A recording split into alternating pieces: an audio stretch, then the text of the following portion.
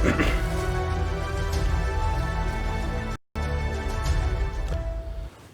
के मुड़ांगे ना कि हर के मुड़ांगे, जो अज तक ना हो सकिया वो असीं करके मुड़ांगे। दिल्ली दीआं बरूहां ते बैठियां, दिल्ली पुलिस दीआं बंदूकां सामने बैठियां अज 20-21 दिन हो चले आ ते लगभग उन्ने ही किसान लोथां बन के अपने घर वापस परत चुके आ। सरकारां शुरू तो धक्का करदियां आईयां, पर यह धक्का जदों इस कदर वध जावे कि गल साडे थाली च ਜਿਹੜੇ ਬੱਚਿਆਂ ਦੀ थाली च पई रोटी दी होवे ਤਾਂ ਉਦੋਂ इस धक्के विरुद्ध आवाज़ बुलंद करनी बहुत ज़रूरी हो जाती है। किसान मजदूर ਜਾਂ जो भी व्यक्ति इस वक्त दिल्ली ਦੀਆਂ ਬਰੂਹਾਂ ਤੇ बैठा, ਉਹਨਾਂ ਦੀ ਇਹ लड़ाई जित हार ਦੀ नहीं रही, ਉਹਨਾਂ ਲਈ ਇਹ लड़ाई अपनी होंद ਦੀ अपने हक्कां ਦੀ बन चुकी है। सत श्री अकाल जी, मैं देव सिद्धू ते एक बार फिर हाज़र हो चुके हैं लैके प्रोग्राम साडे मसले साडे हल। तो अज फिर गल्लां बातां आपां उसे घोल दियां उसे संघर्ष दियां करांगे जिस उपर इस वेले सारी दुनिया दियां नज़रां टिकियां होईयां ने। पर उस तो पहलों आओ स्वागत करिए दलजीत सिंह हुणां दा, फिर करते हैं अगली गलबात। दलजीत जी प्यार भरी सत श्री अकाल ते निघा स्वागत जी प्रोग्राम जी। सत श्री अकाल जी देव सिद्धू साहब, ते सत श्री अकाल इंडोस टीवी देख रहे सारे दर्शकों नूं जी। ते आस करदा कि तुसीं तंदुरुस्त होवोगे, खुश होवोगे जी। सो दलजीत जी, जिद्दां मैं गल कीती कि ये लड़ाई इस वेले हक्कां दी बन चुकी आ, अपनी होंद दी बन चुकी है। तो इस वेले जिहड़ी लड़ाई आ पूरी जिहड़ा अंदोलन है इस वेले पूरी सिखर ते पहुंच चुका है। तो इस वेले जिद्दां अपने प्रोग्राम का सरलेख भी है कि जिहड़ी सरकारी पैंतड़ेबाजी है इस संघर्ष नूं इस रोह नूं ठल्लण लई वो बहुत ज़्यादा तेज़ कर दित्ती गई है।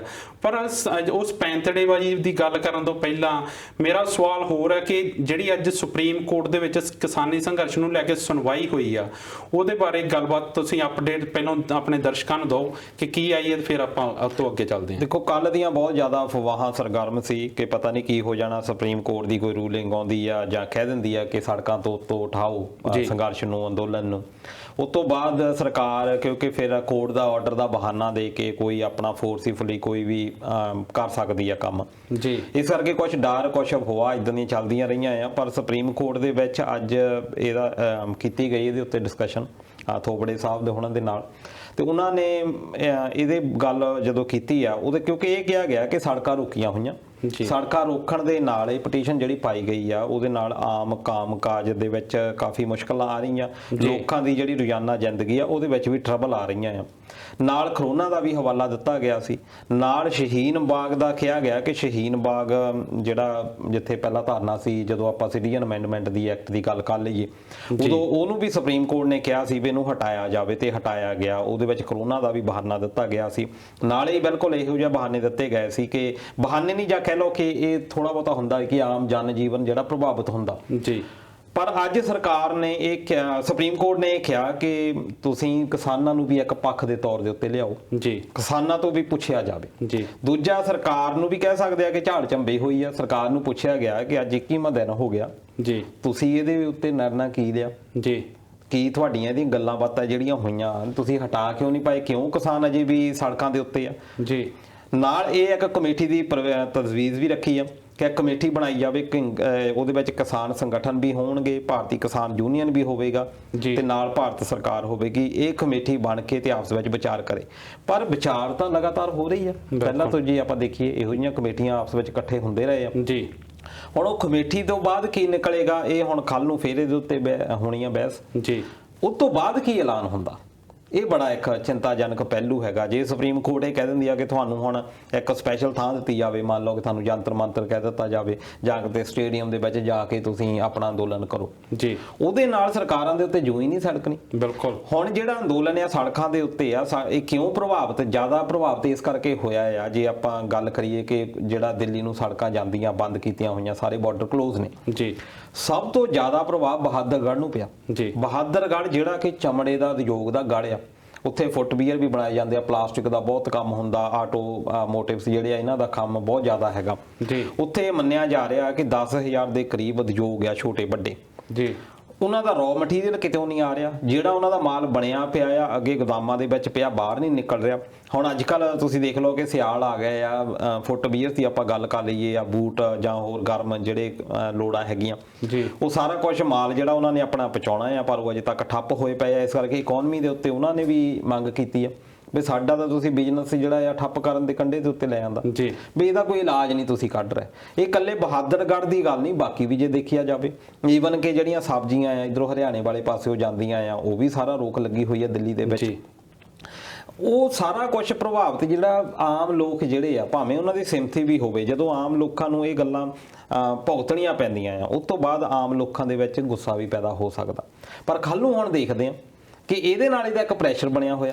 ਪਰ ਦਲਜੀਤ ਜੀ ਜਿੱਦਾਂ ਤੁਸੀਂ ਕਿਹਾ ਕਿ ਆਮ ਲੋਕਾਂ 'ਚ ਗੁੱਸਾ ਪੈਦਾ ਹੋ ਸਕਦਾ, ਪਰ ਜਿਸ ਤਰੀਕੇ ਦਾ ਉੱਥੇ ਲੋਕ ਸਮਰਥਨ ਮਿਲ ਰਿਹਾ ਆ, ਜਿਸ ਤਰੀਕੇ ਨਾਲ ਉੱਥੋਂ ਦੇ ਲੋਕਲ ਵੀ ਆ ਕੇ ਉਹਦੇ ਵਿੱਚ ਸੇਵਾ ਕਰ ਰਹੇ ਆ ਜਾਂ ਆਪਣੀ ਜਿਹੜੀ ਜੋ ਵੀ ਆਪਣੇ ਕੋਲੋਂ ਸੇਵਾ ਪਾ ਸਕਦੇ ਆ ਜਾਂ ਲੰਗਰ ਦੀ ਕਹਿ ਲਓ ਜਾਂ ਕੋਈ ਵੀ ਵਸਤੂ ਆ ਉਹ ਇਦਾਂ ਕਰ ਲੈ, ਉੱਥੋਂ ਲੱਗਦਾ ਆ ਕਿ ਉਹ ਜਿਹੜੇ ਆ ਉਹ ਪੂਰੀ ਤਰ੍ਹਾਂ ਇਸ ਸਮਰਥਨ ਦੇ ਹੱਕ 'ਚ ਆ ਕੇ ਖੜ ਗਏ। ਨਹੀਂ ਦੇਖੋ ਹੁਣ ਜਿਹੜੀ ਆਪਾਂ ਬਹਾਦਰਗੜ੍ਹ ਦੀ ਗੱਲ ਲਈ ਆ ਜੀ, ਉਹ ਤਾਂ ਸਮਰਥਨ ਉੱਪਰੋਂ ਸਾਰਿਆਂ ਦਾ ਹੈਗਾ ਜੀ, ਪਰ ਗੱਲ ਇਹ ਹੈ ਕਿ ਹਰ ਇੱਕ ਦਾ ਆਪਣਾ ਆਪਣਾ ਢਾਂਚਾ ਹੈਗਾ। ਹੁਣ ਉਹ ਪ੍ਰੈਸ਼ਰ ਜਿਹੜਾ ਸੁਪਰੀਮ ਕੋਰਟ ਦੇ ਵਿੱਚ ਉਹਨਾਂ ਬੰਦਿਆਂ ਨੇ ਦੱਸਣੀ ਆਪਣੀ ਗੱਲ, ਸੁਪਰੀਮ ਕੋਰਟ ਨੇ ਉਹ ਵੀ ਦੇਖਣੀ ਆ। ਮੈਂ ਇਹ ਗੱਲ ਕਹਿ ਰਿਹਾ ਕਿ ਜੇ ਇਹ ਅੰਦੋਲਨ ਕਿਸੇ ਖਾਸ ਜਗ੍ਹਾ ਦੇ ਉੱਤੇ ਚਲੇ ਜਾਂਦਾ ਫਿਰ ਸਰਕਾਰ ਨੇ ਆਪਣੇ ਆਪ ਨੂੰ ਸੁਰੱਖਿਅਤ ਫੀਲ ਕਰ ਲੈਣਾ, ਕਹਿੰਦਾ ਬੈਠੇ ਆ ਤਾਂ ਬੈਠੇ ਰਹੋ। ਅੱਜ ਉਹਨਾਂ ਦੇ ਉੱਤੇ ਪ੍ਰੈਸ਼ਰ ਬਹੁਤ ਆ, ਨੋ ਡਾਊਟ ਕਿ ਲੋਕਾਂ ਦਾ ਅੱਜ ਬਹੁਤ ਸਮਰਥਨ ਆ ਅੰਦੋਲਨਕਾਰੀਆਂ ਦੇ ਨਾਲ। ਹੁਣ ਤੱਕ ਕਿਸਾਨਾਂ ਨੂੰ ਜਿੰਨਾ ਵੀ ਸਮਰਥਨ ਮਿਲ ਰਿਹਾ ਅਜੇ ਤੱਕ ਕਿਸੇ ਨੇ ਵੀ ਇਦਾਂ ਦਾ ਕੋਈ ਦੇਖਿਆ। ਤੁਸੀਂ ਪਹਿਲਾਂ ਬਹੁਤ ਅੰਦੋਲਨ ਹੁੰਦੇ ਰਹੇ ਆ, ਜਦੋਂ ਸੜਕ ਜਾਮ ਹੁੰਦੀ ਆ ਤਾਂ ਲੋਕਾਂ ਦੀਆਂ ਇੰਟਰਵਿਊਜ਼ ਨਾਲੇ ਆਉਂਦੀਆਂ ਵੀ ਸੀ ਕਿ ਇਹ ਗਲਤ ਹੋ ਰਿਹਾ ਜਾਂ ਕਿੱਦਾਂ, ਅਜੇ ਤੱਕ ਇਦਾਂ ਦੀ ਕੋਈ ਦੇਖਣ ਨੂੰ ਮਿਲੀ ਨਹੀਂ। ਦੈਟ ਮੀਨਸ ਕਿ ਉਹ ਵੀ ਸਮਝਦੇ ਆ ਕਿਉਂਕਿ ਜਿਹੜਾ ਇੰਡੀਆ ਆ ਪੂਰਾ ਇੱਕ ਐਗਰੀਕਲਚਰ ਦੇ ਉੱਤੇ ਡਿਪੈਂਡੈਂਟ ਹੈਗਾ। ਐਗਰੀਕਲਚਰ ਇਹਨਾਂ ਦਾ ਮੇਨ ਧੰਦਾ ਆ, ਖੇਤੀਬਾੜੀ ਮੁੱਖ ਧੰਦਾ ਆ। ਭਾਵੇਂ ਉਹ ਅੱਜ ਦਿੱਲੀ ਦੇ ਵਿੱਚ ਅਫਸਰ ਵੀ ਬਣ ਗਏ, ਹੁਣ ਉਹਨਾਂ ਦਾ ਕੋਈ ਨਾ ਕੋਈ ਪਰਿਵਾਰ ਦੇ ਵਿੱਚ ਪਹਿਲੀਆਂ ਦੇ ਵਿੱਚ ਜਾਂ ਹੁਣ ਪਰਿਵਾਰ ਜਿਹੜੇ ਪਿੱਛੇ ਰਹਿ ਗਏ ਆ ਪਿੰਡਾਂ ਦੇ ਵਿੱਚ ਉਹ ਖੇਤੀਬਾੜੀ ਦੇ ਜੁੜੇ ਹੋਏ ਆ। ਕੋਈ ਇਦਾਂ ਦਾ ਵਿਅਕਤੀ ਬਹੁਤ ਘੱਟ ਲੋਕ ਹੋਣਗੇ ਜਿਨ੍ਹਾਂ ਦੇ ਵਿੱਚੋਂ ਜਿਨ੍ਹਾਂ ਨੂੰ ਪਤਾ ਹੀ ਨਹੀਂ ਵੀ ਖੇਤੀਬਾੜੀ ਹੈ ਕੀ। ਉਹ ਤਾਂ ਰਾਹੁਲ ਗਾਂਧੀ ਵਰਗੇ ਲੋਕ ਹੋਣਗੇ ਜਿਨ੍ਹਾਂ ਨੂੰ ਪਤਾ ਹੀ ਨਹੀਂ ਬਿਲਕੁਲ ਵੀ। ਬਾਕੀ ਤਾਂ ਲੋਕ ਜਿਹੜੇ ਕੋਈ ਨਾ ਕੋਈ ਅਜੇ ਵੀ ਅਟੈਚਮੈਂਟ ਹੈ ਉਹਨਾਂ ਦੀ ਪਿੰਡਾਂ ਦੇ ਨਾਲ, ਉਹ ਜਾਂਦੇ ਆਉਂਦੇ ਰਹਿੰਦੇ ਆ ਜਾਂ ਉਹਨਾਂ ਦੇ ਫੈਮਿਲੀ ਮੈਂਬਰਸ ਜਾਂ ਉਹਨਾਂ ਦੇ ਦਾਦੇ ਪੜਦਾਦੇ, ਉਹਨਾਂ ਨੂੰ ਮੁਸ਼ਕਲਾਂ ਦਾ ਪਤਾ ਕਿਉਂਕਿ ਖੇਤੀਬਾੜੀ ਕਦੀ ਵੀ ਮੁਨਾਫੇ ਦਾ ਧੰਦਾ ਰਿਹਾ ਹੀ ਨਹੀਂ। ਜੇ ਅਸੀਂ ਪਹਿਲਾਂ ਵੀ ਦੇਖ ਲਈਏ, ਰਾਜੇ ਮਹਾਰਾਜਿਆਂ ਵੇਲੇ ਵੀ ਦੇਖ ਲਈਏ, ਕਿਸਾਨਾਂ ਨੂੰ ਦਬਾਇਆ ਹੀ ਗਿਆ, ਕਿਸਾਨਾਂ ਨੂੰ ਵਰਤਿਆ ਹੀ ਗਿਆ। ਅੱਜ ਉਹ ਆਪਣੇ ਹੱਕਾਂ ਲਈ ਉੱਠੇ ਆ ਤੇ ਉਹ ਫੇ ਹੁਣ ਮਾੜੇ ਲੱਗਦੇ ਆ। ਬਿਲਕੁਲ ਜਿੱਦਾਂ ਤੁਸੀਂ ਗੱਲ ਕੀਤੀ ਕਿ ਜਿਸ ਵਕਤ ਜਿੱਥੇ ਉਹ ਇਸ ਵੇਲੇ ਬੈਠੇ ਆ ਤਾਂ ਸਰਕਾਰ ਤੇ ਪ੍ਰੈਸ਼ਰ ਆ। ਜਿੱਦਾਂ ਸਰਕਾਰ ਨੇ ਪਹਿਲਾਂ ਵੀ ਤਜਵੀਜ਼ ਦਿੱਤੀ ਸੀ ਕਿ ਤੁਸੀਂ ਇੱਕ ਗਰਾਊਂਡ ਦੇ ਵਿੱਚ ਆ ਜਾਓ, ਜਿਹਨੂੰ ਕਿਸਾਨ ਕਹਿੰਦੇ ਸੀ ਕਿ ਇੱਕ ਓਪਨ ਜੇਲ੍ਹ ਹੈ, ਉੱਥੇ ਅਸੀਂ ਮਹੀਨਿਆਂ ਬੱਧੀ ਵੀ ਬੈਠੇ ਹੀ ਰਹੀਏ ਤਾਂ ਵੀ ਸਰਕਾਰ ਤੇ ਅਸਰ ਨਹੀਂ ਪੈਣਾ। ਤੇ ਜੇਕਰ ਸੁਪਰੀਮ ਕੋਰਟ ਦਾ ਕੋਈ ਇਦਾਂ ਦਾ ਫੈਸਲਾ ਹੁੰਦਾ ਹੈ ਕਿ ਤੁਸੀਂ ਇੱਕ ਸਪੈਸ਼ਲ ਜਗ੍ਹਾ ਤੇ ਪਹੁੰਚ ਜਾਓ, ਤਾਂ ਜਿਹੜਾ ਮੇਰੇ ਖਿਆਲ ਇਸ ਵੇਲੇ ਪ੍ਰੈਸ਼ਰ ਬਣਿਆ ਹੋਇਆ ਸਰਕਾਰ ਤੇ, ਉਹ ਪ੍ਰੈਸ਼ਰ ਕਾਫੀ ਹੱਦ ਤੱਕ ਉਹਨਾਂ ਤੇ ਘਟ ਜਾਣਾ ਆ।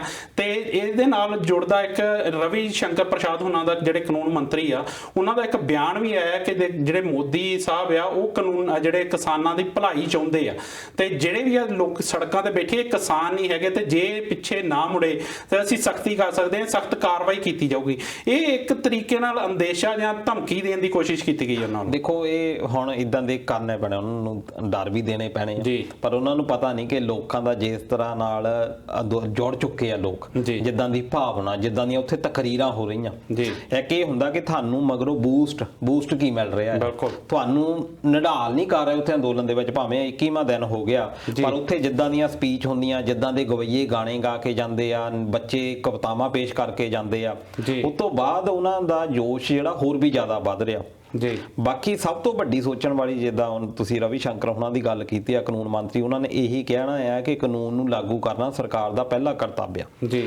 ਬਿਊਰੋਕ੍ਰੇਸੀ ਨੇ ਕਾਨੂੰਨ, ਉਹਦੇ ਵਿੱਚ ਫਿਰ ਫੋਰਸ ਦਾ ਵੀ ਇਸਤੇਮਾਲ ਹੋ ਸਕਦਾ, ਪਰ ਉਹ ਜਿਹੜਾ ਫੋਰਸ ਹੈ ਆਪਣੇ ਲੋਕਾਂ ਦੇ ਉੱਤੇ ਤੁਸੀਂ ਕਿਸ ਤਰੀਕੇ ਦੇ ਨਾਲ ਕਰਦੇ ਆ।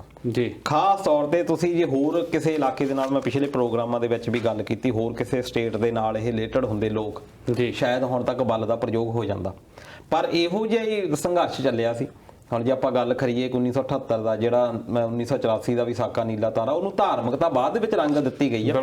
ਪਹਿਲਾਂ ਜਿਹੜੀਆਂ ਮੰਗਾਂ ਸੀ, ਅਨੰਦਪੁਰ ਸਾਹਿਬ ਦਾ ਮਤਾ ਸਾਰਾ ਮੰਗਾਂ ਤਾਂ ਸਾਰੀਆਂ ਸਮਾਜਿਕ ਸੀ, ਉੱਥੇ ਦੀਆਂ ਜਿਹੜੀ ਇਕਨੋਮੀ ਆ ਕਿੱਦਾਂ ਤੁਸੀਂ ਗਰੋ ਕਰਨੀ ਆ, ਅੱਜ ਤੱਕ ਪੰਜਾਬ ਨੂੰ ਪਿੱਛੇ ਦੀ ਪਿੱਛੇ ਸੱਟਦੇ ਗਏ ਆ। 1970 ਤੋਂ 80 ਤੱਕ ਦੀ ਤੁਸੀਂ ਕੱਢ ਲਓ ਰੇਸ਼ੋ, ਉਦੋਂ ਦਾ ਕੀ ਸਾਡੀ GDP ਸੀ ਤੇ ਅੱਜ ਸਾਡੀ GDP ਕੀ ਹੋ ਚੁੱਕੀ ਆ। ਉਦੋਂ ਦੀ ਇੰਡਸਟਰੀ ਕੀ ਸੀ, ਕਿਹੜੇ ਉਦਯੋਗ ਲੱਗੇ ਸੀ, ਅੱਜ ਉਦਯੋਗ ਕਿਹੜੇ ਲੱਗੇ। ਕਿਸੇ ਵੀ ਸਰਕਾਰ ਨੂੰ ਆਪਾਂ ਮਾਰਫੀ ਨਹੀਂ ਕਰ ਸਕਦੇ, ਚਾਹੇ ਕਾਂਗਰਸ ਰਹੀ ਆ, ਚਾਹੇ ਅਕਾਲੀ ਰਹੀ ਆ, ਚਾਹੇ ਈਵਨ ਕਿ ਵਿਚਲੀਆਂ ਸਰਕਾਰਾਂ ਜਿਹੜੀਆਂ ਜਨਤਾ ਦਲ ਦੀਆਂ ਬਣਦੀਆਂ ਰਹੀਆਂ, ਸਾਰਿਆਂ ਨੇ ਪੰਜਾਬ ਤੇ ਹਰਿਆਣੇ ਨੂੰ ਜੇ ਕਹਿ ਲਈਏ ਆਪਾਂ ਇਗਨੋਰ ਹੀ ਕੀਤਾ। ਹਰਿਆਣਾ ਦਾ ਥੋੜਾ ਜਿਹਾ ਇਸ ਕਰਕੇ ਤਰ ਗਿਆ ਕਿ ਇਹਦੇ ਬਾਰਡਰ ਸਿੱਧੇ ਦਿੱਲੀ ਦੇ ਨਾਲ ਲੱਗਦੇ ਰਹੇ ਜੀ। ਗਾਜ਼ੀਆਬਾਦ ਵਰਗੇ ਜਿਹੜੇ ਇਲਾਕੇ ਸੀ ਉਹ ਉਦਯੋਗਿਕ ਹੱਬ ਬਣ ਗਏ ਜੀ। ਪਰ ਪੰਜਾਬ ਦੂਰ ਹੋਣ ਦੇ ਕਰਕੇ ਇਹ ਹੋਰ ਵੀ ਜ਼ਿਆਦਾ ਪਛੜ ਗਿਆ, ਉਹਦੇ ਨਾਲੋਂ ਵੀ ਜ਼ਿਆਦਾ ਪਛੜ ਗਿਆ। ਇਸ ਕਰਕੇ ਇਹ ਗੱਲਾਂ ਦੇ ਉੱਤੇ ਵੀ ਧਿਆਨ ਦੇਣਾ ਬਣਦਾ ਆ ਕਿ ਜੇ ਲੋਕਾਂ ਦੇ ਉੱਤੇ ਫੋਰਸ ਦਾ ਇਸਤੇਮਾਲ ਹੁੰਦਾ ਉਹਨਾਂ ਨੂੰ ਪਿਛਲੇ ਸਾਰੇ ਜ਼ਖਮ ਚੇਤੇ ਆ ਜਾਣੇ। ਬਿਲਕੁਲ, ਜਿੱਦਾਂ ਤੁਸੀਂ ਕਿਹਾ ਕਿ ਦੂਰ ਹੋਣ ਕਰਕੇ ਪਛੜਿਆ, ਉਹਦੇ ਵਿੱਚ ਮੇਰੇ ਖਿਆਲ ਜਿਹੜਾ ਮੁੱਖ ਕਾਰਨ ਇਹ ਹੈ ਕਿ ਜਿਹੜੀ ਸਾਡੀ ਲੀਡਰਸ਼ਿਪ ਹੈ, ਚਾਹੇ ਪੰਜਾਬ ਦੀ ਗੱਲ ਕਰੀਏ ਚਾਹੇ ਹਰਿਆਣੇ ਦੀ ਗੱਲ ਕਰੀਏ, ਉਹ ਹਮੇਸ਼ਾ ਨਕੰਮੀ ਨਿਕਲੀ ਆ। ਉਹ ਜਿਹੜੇ ਸੂਬੇ ਦੇ ਮਫਾਦਾਂ ਨੂੰ ਅੱਗੇ ਰੱਖਣ ਦੀ ਥਾਂ ਆਪਣੇ ਜਿਹੜੇ ਮਫਾਦ ਆ ਉਹਨਾਂ ਨੇ ਅੱਗੇ ਰੱਖੇ ਆ। ਕਦੀ ਉਹਨਾਂ ਨੇ ਗੱਠਜੋੜ ਤੋਂ ਕਰ ਲਿਆ, ਕਦੀ ਤੋੜ ਲਿਆ, ਤੇ ਉਹ ਸਿਰਫ ਆਪਣੇ ਸਿਆਸੀ ਮਫਾਦ ਇੱਕ ਦੂਜੇ ਤੇ ਉਂਗਲਾਂ ਚੁੱਕਦੇ ਰਹੇ। ਸੂਬੇ ਲਈ ਕਿਸੇ ਨੇ ਕੰਮ ਨਹੀਂ ਕੀਤਾ। 1980 ਤੋਂ ਬਾਅਦ ਜਿੰਨੀਆਂ ਵੀ ਸਰਕਾਰਾਂ ਆਈਆਂ, ਚਾਹੇ ਅਕਾਲੀ ਦਲ ਦੀਆਂ ਤੇ ਚਾਹੇ ਕਾਂਗਰਸ ਦੀਆਂ, ਇਹਨਾਂ ਨੇ ਪੰਜਾਬ ਦਾ ਪੱਠਾ ਬਿਠਾਇਆ। ਇਹ ਸਾਰਿਆਂ ਨੂੰ ਪਤਾ ਹੀ ਆ, ਅੰਕੜੇ ਇਹ ਦੱਸਦੇ ਆ, ਮੈਂ ਨਹੀਂ ਇਹ ਕਹਿ ਰਿਹਾ, ਇਹ ਅੰਕੜੇ ਦੱਸ ਰਹੇ ਆ ਜੀ। ਇਕਨੋਮੀ ਜਿਹੜੇ ਪੜ੍ਹਦੇ ਆ, ਇਕਨੋਮਿਕਸ ਪੜ੍ਹਦੇ ਆ, ਉਹਨਾਂ ਨੂੰ ਇੱਕ ਫਿਸਕਲ ਪਾਲਿਸੀ ਦਾ ਪਤਾ ਹੋਣਾ। ਫਿਸਕਲ ਪਾਲਿਸੀ ਇਹ ਆ ਕਿ ਤੁਸੀਂ ਜਿਹੜੀ ਸਟੇਟ ਦੀ ਇਕਨੋਮੀ ਜਾਂ ਟੈਕਸੇਸ਼ਨ ਆ, ਰੈਵਨਿਊ ਕਿੱਧਰੋਂ ਆਉਂਦਾ, ਟੈਕਸ ਕਿੱਦਾਂ ਲੱਗਦੇ ਆ, ਉਹਦਾ ਕੰਪੈਰੀਜ਼ਨ ਕੀਤਾ ਜਾਂਦਾ।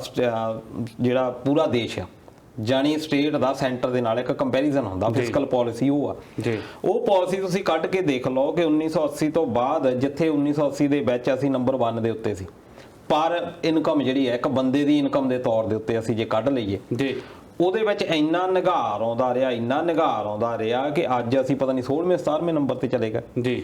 ਉਹਦੇ ਵਿੱਚ ਦੇਖਣ ਵਾਲਾ ਬਣਨਾ ਨਾ ਕਿ ਸਾਡੇ ਤੋਂ ਜਿਹੜੇ ਬਾਅਦ ਦੇ ਜਿਨ੍ਹਾਂ ਕੋਲ ਕੁਝ ਹੈ ਹੀ ਨਹੀਂ ਸੀ ਸਟੇਟਸ ਨੂੰ, ਉਹਨਾਂ ਨੂੰ ਉੱਪਰ ਚੱਕਿਆ ਗਿਆ, ਉਹਨਾਂ ਨੂੰ ਵੱਖਰੀਆਂ ਰਿਆਇਤਾਂ ਦਿੱਤੀਆਂ ਗਈਆਂ। ਪੰਜਾਬ ਨੂੰ ਇਦਾਂ ਦੀ ਕੋਈ ਰਿਆਇਤ ਨਹੀਂ ਦਿੱਤੀ ਗਈ ਜੀ। ਉਲਟਾ ਇੱਥੇ ਦੇ ਜਿਹੜਾ ਕਾਲਾ ਦੌਰ ਚੱਲਿਆ ਉਹ ਭੁਗਤਿਆ। ਉਸ ਤੋਂ ਬਾਅਦ ਹੁਣ ਜਿਹੜਾ ਆਪਾਂ ਕਹਿ ਦਿੰਦੇ ਕਰਜ਼ਾ ਆ ਜੀ, ਕਿ ਕਿੱਥੋਂ ਆ ਗਿਆ ਇਹ ਕਰਜ਼ਾ, ਕੀ ਚੱਕ ਲਿਆ ਇਹਨਾਂ ਨੇ, ਕੀ ਪੰਜਾਬ ਨੇ ਲੈ ਲਿਆ ਕਰਜ਼ਾ।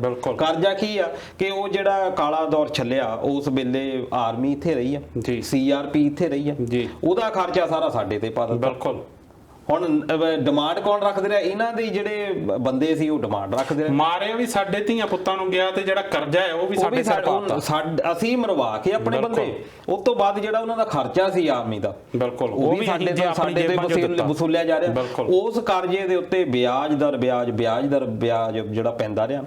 ਮੈਂ ਇੱਕ ਜਦੋਂ ਰੈਲੀ ਸੀ, ਇੰਦਰ ਕੁਮਾਰ ਗੁਜਰਾਲ ਹੁਣੀ ਪ੍ਰਧਾਨ ਮੰਤਰੀ ਉਦੋਂ ਬਣੇ ਸੀ ਜੀ, ਉਦੋਂ ਜਲੰਧਰ PAP ਗਰਾਊਂਡ ਦੇ ਵਿੱਚ ਰੈਲੀ ਹੋਈ ਸੀ, ਮੈਂ ਵੀ ਉੱਥੇ ਗਿਆ ਸੀ। ਉਦੋਂ ਉਹ ਇਸੇ ਕਰਕੇ ਕੀਤੀ ਸੀ ਕਿ ਇੰਦਰ ਕੁਮਾਰ ਗੁਜਰਾਲ ਨੇ ਕਿਹਾ ਵੀ ਪੰਜਾਬ ਦਾ ਸਾਰਾ ਕਰਜ਼ਾ ਮਾਫ ਜੀ, ਵੀ ਅੱਜ ਤੋਂ ਪੰਜਾਬ ਜਿਹੜਾ ਆ ਫ੍ਰੀ ਹੋ ਗਿਆ। ਉਦੋਂ ਬੜਾ ਮਨ ਨੂੰ ਹੋਇਆ ਸੀ, ਮੈਂ ਵੀ ਉੱਥੇ ਗਿਆ ਸੀ ਸਿਰਫ ਇੱਕ ਇੰਦਰ ਕੁਮਾਰ ਗੁਜਰਾਲ ਨੂੰ ਧੰਨਵਾਦ ਦੇ ਤੌਰ ਤੇ, ਮੈਂ ਕਿਸੇ ਪਾਰਟੀ ਦੇ ਤੌਰ ਤੇ ਨਹੀਂ, ਕਿ ਮੈਂ ਉਹਨੂੰ ਜਾ ਕੇ ਧੰਨਵਾਦ ਹੀ ਇੱਕ ਤਰ੍ਹਾਂ ਨਾਲ ਉੱਥੇ ਸ਼ਮੂਲੀਅਤ ਕਰਕੇ ਉਹਨੂੰ ਧੰਨਵਾਦ ਕਰਾਂ। ਉਸ ਤੋਂ ਬਾਅਦ ਜਲੰਧਰ ਤੋਂ ਉਹ ਖੜੇ ਹੋਏ ਜਨਤਾ ਦਲ ਤੋਂ, ਮੈਨੂੰ ਲੱਗਦਾ ਜਨਤਾ ਦਲ ਦਾ ਉਹੀ ਇੱਕ ਉਮੀਦਵਾਰ ਸੀਗੇ ਜਿਹੜੇ ਇੱਦਾਂ ਜਿੱਤੇ ਆ MP ਦੇ ਤੌਰ ਦੇ ਉੱਤੇ, ਚਾਹੇ ਅਕਾਲੀਆਂ ਨੇ ਉਹਨਾਂ ਨੂੰ ਸਮਰਥਨ ਦਿੱਤਾ ਜੀ, ਉਹ ਉੱਥੋਂ ਜਿੱਤੇ ਜਲੰਧਰ ਤੋਂ। ਤੇ ਉਹ ਇਸੇ ਏਵਜ ਦੇ ਵਿੱਚ ਪੰਜਾਬੀਆਂ ਨੇ ਵੋਟਾਂ ਬਹੁਤ ਪਾਈਆਂ ਕਿ ਪੰਜਾਬ ਦਾ ਕਰਜ਼ਾ ਜਿਹੜਾ ਆ ਉਹ ਖਤਮ ਕਰ ਦਿੱਤਾ। ਪਰ ਬਾਅਦ ਦੇ ਵਿੱਚ ਪਤਾ ਕੀਤਾ ਕਿ ਉਹ ਜਦੋਂ ਨਹੀਂ ਰਹੇ, ਉਸ ਤੋਂ ਬਾਅਦ ਫੇਰ ਉੱਥੇ ਦਾ ਉੱਥੇ ਖੜਾ, ਹੋਰ ਦੂਣਾ ਤੀਣਾ ਹੋ ਕੇ ਵਾਪਸ ਆਇਆ। ਉੱਥੇ ਖੜਾ ਕੀਤਾ ਗਿਆ। ਕਿੱਦਾਂ ਉਹ ਅੰਕੜਿਆਂ ਦਾ ਹੇਰ ਫੇਰ ਕਰ ਦਿੱਤਾ ਗਿਆ। ਇੰਦਰ ਕੁਮਾਰ ਗੁਜਰਾਲ ਜੋ ਕਹਿੰਦੇ ਗਏ ਸੀ ਉਹ ਕਿਉਂ ਨਹੀਂ ਹੋਇਆ, ਇਹਦੇ ਉੱਤੇ ਸਾਨੂੰ ਅਜੇ ਤੱਕ ਪਤਾ ਹੀ ਨਹੀਂ ਲੱਗਾ। ਕਿਉਂਕਿ ਜਦੋਂ ਵੀ ਸਰਕਾਰਾਂ ਆਈਆਂ, ਜਦੋਂ ਵੀ ਇਹਨਾਂ ਵੱਲੋਂ ਵਾਅਦੇ ਕੀਤੇ ਜਾਂਦੇ ਤੇ ਇੱਕ ਵਾਅਦਾ ਇਹਨਾਂ ਦਾ ਇਹ ਹੁੰਦਾ ਕਿ ਕਿਸਾਨਾਂ ਦਾ ਕਰਜ਼ਾ ਮਾਫ ਕਰਾਂਗੇ, ਅਸੀਂ ਘਰ ਘਰ ਨੌਕਰੀ ਦੇਵਾਂਗੇ। ਗੱਲਾਂ ਬਾਤਾਂ ਬਹੁਤ ਜ਼ਿਆਦੀਆਂ ਕੀਤੀਆਂ ਜਾਂਦੀਆਂ, ਪਰ ਬਾਅਦ ਚੋਂ ਜੇ ਹੁਣ ਕਾਂਗਰਸ ਦੀ ਜਾਂ ਅਕਾਲੀ ਦਲ ਦੀ ਕਿਸੇ ਵੀ ਪਾਰਟੀ ਨੂੰ ਲੈ ਲਈਏ ਤੇ ਇਹਨਾਂ ਵੱਲੋਂ ਜਿਹੜੀਆਂ ਗੱਲਾਂ ਕੀਤੀਆਂ ਜਾਂਦੀਆਂ ਤੇ ਬਾਅਦ ਚੋਂ ਜਿਹੜਾ 5 ਸਾਲ ਰਾਜ ਕੀਤਾ ਜਾਂਦਾ ਉਹ 'ਚ ਜ਼ਮੀਨ ਅਸਮਾਨ ਦਾ ਫਰਕ ਹੁੰਦਾ ਆ। ਜੇ ਆਪਾਂ ਇਸ ਮੁੱਦੇ ਵੱਲ ਦਲਜੀਤ ਜੀ ਮੁੜੀਏ ਤਾਂ ਪੈਂਤੜੇਬਾਜ਼ੀ ਦੀ ਗੱਲ ਕਰੀਏ, ਜਿਹੜਾ ਸੰਘਰਸ਼ ਇਸ ਵੇਲੇ ਸਿਖਰ ਤੇ ਪਹੁੰਚ ਚੁੱਕਾ, ਉਹਦੇ ਵਿੱਚ ਜਿਹੜੇ ਕਿਸਾਨ ਬੈਠੇ ਹੋਏ ਆ, ਉਸ ਬੈਠੇ ਕਿਸਾਨਾਂ ਨੂੰ ਇਸ ਸਰਕਾਰ ਵੱਲੋਂ ਕਿਸਾਨ ਨਾ ਕਹਿ ਕੇ ਬਾਕੀ ਸਭ ਕੁਝ ਕਿਹਾ ਜਾ ਰਿਹਾ। ਕਦੀ ਉਹਨਾਂ ਨੂੰ ਨਕਸਲੀ ਕਿਹਾ ਜਾਂਦਾ, ਕਈ ਮਾਓਵਾਦੀ, ਅੱਤਵਾਦੀ, ਪਤਾ ਨਹੀਂ ਕੀ ਨਾਮ ਦਿੱਤੇ ਜਾਂਦੇ ਆ, ਟੁਕੜੇ ਗੈਂਗ ਕਿਹਾ ਜਾਂਦਾ ਆ ਉਹਨਾਂ ਨੂੰ। ਲਗਭਗ ਇਦਾਂ ਦਾ ਹੀ ਸਭ ਕੁਝ ਤੁਹਾਨੂੰ ਯਾਦ ਹੋਣਾ ਕਿ ਸ਼ਹੀਨ ਬਾਗ ਨਾਲ ਹੋਇਆ ਸੀਗਾ।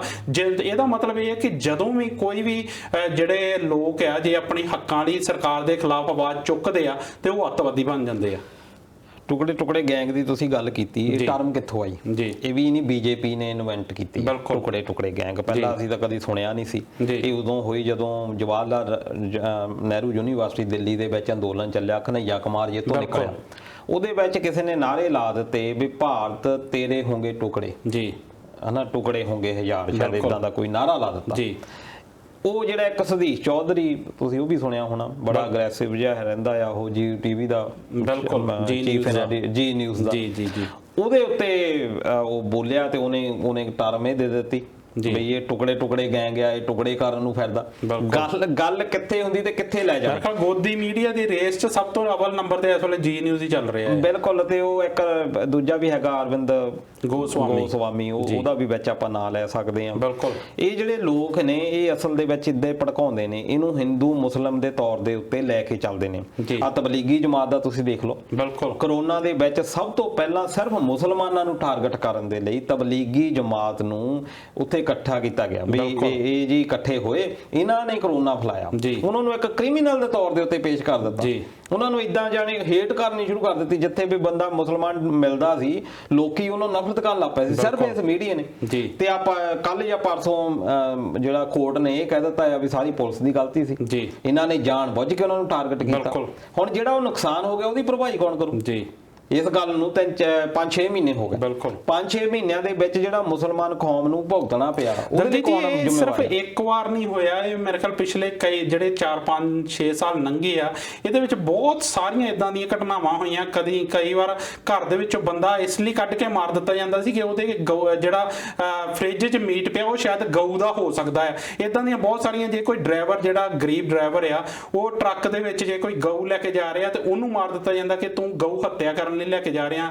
ਜਾਂ ਕੋਈ ਚੋਰ ਫੜਿਆ ਜਾਂਦਾ ਤਾਂ ਉਹਨੂੰ ਜੈ ਸ਼੍ਰੀ ਰਾਮ ਬੁਲਾਉਣ ਦੇ ਨਾਂ ਤੇ ਬਹੁਤ ਸਾਰੀਆਂ ਇਦਾਂ ਦੀਆਂ ਘਟਨਾਵਾਂ ਜਿਹੜੀਆਂ ਪਿਛਲੇ ਸਮੇਂ 'ਚ ਬਾਹਰ ਹੁੰਦੀਆਂ ਰਹੀਆਂ। ਜਿਹੜੀ ਮੇਕ ਇਨ ਇੰਡੀਆ ਪਾਲਿਸੀ ਆ ਫੇਲ ਇਦਾਂ ਹੋਈ ਆ ਜੀ। ਹੁਣ ਉਹਦੀ ਗੱਲ ਹੀ ਨਹੀਂ ਕੀਤੀ ਜਾਂਦੀ। ਮੈਂ ਪਿਛਲੇ ਪ੍ਰੋਗਰਾਮ ਵਿੱਚ ਵੀ ਕੀਤੀ ਸੀ ਗੱਲ ਇਸ ਬਾਰੇ ਕਿ make in India the policy free ਹੋਣ ਇਦਾਂ ਕਿਉਂ ਨਹੀਂ ਉਹ ਕਾਮਯਾਬ ਹੋ ਪਾਈ? ਕਿਉਂਕਿ ਜਿਹੜੀਆਂ ਬਾਹਰਲੀ ਕੰਪਨੀਆਂ ਆਉਣੀਆਂ ਉਹਨੀ ਸਭ ਤੋਂ ਪਹਿਲਾਂ ਸਿਕਿਉਰਿਟੀ ਦੇਖਣੀ ਆ ਕਿ ਸਾਡੇ ਕੋਲ ਸਿਕਿਉਰਿਟੀ ਹੈ ਕੋਈ। ਹੁਣ ਆ ਕੱਲ ਦੀ ਤੁਸੀਂ ਗੱਲ ਦੇਖ ਲਓ ਵੀ ਉੱਥੇ ਮੁਲਾਜ਼ਮਾਂ ਨੇ ਇੱਕ ਜਿੱਥੇ ਮੋਬਾਈਲ ਫੋਨ ਸਭ ਤੋਂ ਜ਼ਿਆਦਾ ਬਣਦੇ, ਆਈਫੋਨ ਵਗੈਰਾ ਵੀ ਉੱਥੇ ਬਣਦੇ ਆ, ਉਹਦੇ ਵਿੱਚ ਭੰਨ ਤੋੜ ਕੀਤੀ ਆ, ਕਰੋੜਾਂ ਦਾ ਨੁਕਸਾਨ ਹੋਇਆ ਉੱਥੇ। ਉਹਨਾਂ ਦੇ ਵਰਕਰਾਂ ਨੇ ਆਪਣੀਆਂ ਮੰਗਾਂ ਪੂਰੀਆਂ ਕਰਨ ਦੇ ਲਈ ਉੱਥੇ ਕਾਰਾਂ ਜੋ ਵੀ ਅੰਦਰ ਕੰਪਿਊਟਰ ਦਾ ਡਾਟਾ ਸੀ, ਈਵਨ ਕਿ ਉਹਨਾਂ ਨੇ ਕਿਹਾ ਵੀ ਸਾਡੇ ਮੋਬਾਈਲ ਫੋਨ ਵੀ ਚੋਰੀ ਕਰਕੇ ਲੈ ਗਏ। ਬਹੁਤ ਸਾਰਿਆਂ ਦੇ ਉੱਤੇ ਕੇਸ ਵੀ ਪਏ। ਹੁਣ ਜਦੋਂ ਜਿਹੜੀਆਂ ਕੰਪਨੀਆਂ ਆ ਉਹਨੇ ਸਭ ਤੋਂ ਪਹਿਲਾਂ ਇਹ ਦੇਖਣਾ ਕਿ ਸਾਡਾ ਨੁਕਸਾਨ ਨਾ ਹੋਵੇ। ਤੁਸੀਂ ਅੱਜ ਤੱਕ ਸੋਸ਼ਲ ਸੇਫਟੀ ਨਹੀਂ ਕਿਸੇ ਨੂੰ ਦੇ ਪਾਏ। ਅੱਜ ਤੁਸੀਂ ਤਾਂ ਲੜਾਇਆ ਜਾਂ ਤੁਸੀਂ ਤਾਂ ਇੱਕ ਨਫ਼ਰਤਾਂ ਪੈਦਾ ਕਰੀ ਜਾਂਦੇ ਆ, ਜਦ ਕਿ ਸ਼ਾਸਕ ਨੂੰ ਇਹ ਚਾਹੀਦਾ। ਫਿਰ ਮੈਂ ਯਾਦ ਦਿਲਾਉਣਾ ਚਾਹੁੰਦਾ ਵੀ ਅਟਲ ਬਿਹਾਰੀ ਵਾਜਪੇਈ ਉਹਨਾਂ ਨੇ ਕਿਹਾ ਸੀ ਵੀ ਇੱਕ ਸ਼ਾਸਕ ਉਹਦਾ ਜਿਹੜਾ ਪਹਿਲਾ ਕਰਤੱਵ ਇਹ ਹੁੰਦਾ ਵੀ ਉਹ ਕਦੀ ਭੇਦ ਨਹੀਂ ਕਰਦਾ ਕਿਸੇ ਦੇ ਵਿੱਚ। ਉਹਦੇ ਲਈ ਸਾਰੇ ਲੋਕ ਬਰਾਬਰ ਆ। ਬਿਲਕੁਲ। ਚਾਹੇ ਉਹ ਕਿਸੇ ਵੀ ਕਮਿਊਨਿਟੀ ਦੇ ਕਿਉਂ ਨਹੀਂ ਹੋਣ। ਜੇ ਉੱਥੇ ਦੇ ਨਾਗਰਿਕ ਆ, ਭਾਵੇਂ ਬਾਹਰਲੇ ਦੇਸ਼ਾਂ ਤੋਂ ਆ ਕੇ ਵੀ ਨਾਗਰਿਕ ਅਸੀਂ ਇੱਥੇ ਬਣ ਗਏ, ਆਪਣੇ ਇੱਥੇ ਦੇ ਸਿਟੀਜ਼ਨ ਹੋ ਗਏ। ਬਿਲਕੁਲ। ਪਰ ਸਾਨੂੰ ਵੀ ਉਹੀ ਅਧਿਕਾਰ ਆ ਜਿਹੜੇ ਇੱਥੇ ਦੇ ਜੰਮੇ ਹੋਏ ਲੋਕ ਨੇ, ਉਹਨਾਂ ਦੇ ਬਰਾਬਰ। ਸਿਟੀਜ਼ਨ ਦਾ ਮਤਲਬ ਇਹੀ ਹੁੰਦਾ। ਚਾਹੇ ਕੋਈ ਬੰਗਲਾਦੇਸ਼ ਤੋਂ ਆ ਕੇ ਵੀ ਜੇ ਉਹ ਭਾਰਤ ਦਾ ਉਸ ਵੇਲੇ ਹੋਣ ਦਾ ਵੇਲੇ ਉਹ ਨਾਗਰਿਕ ਆ, ਉਹ ਬਰਾਬਰ ਦਾ ਹੱਕ ਰੱਖਦਾ। ਮੇਰੇ ਖਿਆਲ ਇਹੀ ਫਰਕ ਹੈ ਦਲਜੀਤ ਜੀ ਇਹਨਾਂ ਦੇਸ਼ਾਂ ਤੇ ਸਾਡੇ ਭਾਰਤ ਦੇ ਦੇਸ਼ ਮਹਾਨ 'ਚ। ਜੇ ਇਹਦੀ ਗੱਲ ਕਰੀਏ ਜਿੱਦਾਂ ਨਕਸਲੀ ਮਾਓਵਾਦੀ ਕਿਹਾ ਜਾਂਦਾ ਆ, ਤੇ ਜੇ ਉਹ ਕਿਸਾਨ ਨਹੀਂ ਹੈਗੇ, ਜੇ ਉਹ ਨਕਸਲੀ ਮਾਓਵਾਦੀ ਆ, ਅੱਤਵਾਦੀ ਆ, ਤੇ ਇੰਨੀ ਦੇਰ ਉਹਨਾਂ ਨਾਲ ਗੱਲਾਂ ਬਾਤਾਂ ਕਿਉਂ ਹੁੰਦੀਆਂ ਰਹੀਆਂ? ਕਿਉਂ ਉਹਨਾਂ ਨੂੰ ਮੀਟਿੰਗਾਂ ਉਹਨਾਂ ਨਾਲ ਕਿਉਂ ਹੁੰਦੀਆਂ ਰਹੀਆਂ? ਕਿਉਂ ਇੱਕੋ ਟੇਬਲ ਤੇ ਉਹਨਾਂ ਨੂੰ ਬਹਿ ਕੇ ਖਾਣਾ ਖਾਣ ਦੀਆਂ ਜਿਹੜੀਆਂ ਆ ਕਿਉਂ ਮੰਗਾਂ ਕੀਤੀਆਂ ਜਾਂਦੀਆਂ ਕਿ ਤੁਸੀਂ ਸਾਡੇ ਨਾਲ ਖਾਣਾ ਖਾਓ? ਹਾਲਾਂਕਿ ਜਿਹੜੇ ਕਿਸਾਨ ਸੀ ਉਹ ਆਪਣੇ ਪੌਣਿਆਂ 'ਚ ਰੋਟੀ ਲਪੇਟ ਕੇ ਲੈ ਕੇ ਜਾਂਦੇ ਸੀ, ਉਹ ਆਪਣੀ ਆਪ ਖਾਂਦੇ ਸੀ। ਪਰ ਕਿਉਂ ਇਹ ਜਿਹੜੀਆਂ ਅਮੈਂਡਮੈਂਟਸ ਦੀ ਪ੍ਰਪੋਜ਼ਲ ਕਿਉਂ ਭੇਜੀਆਂ ਗਈਆਂ ਉਹਨਾਂ ਨੂੰ?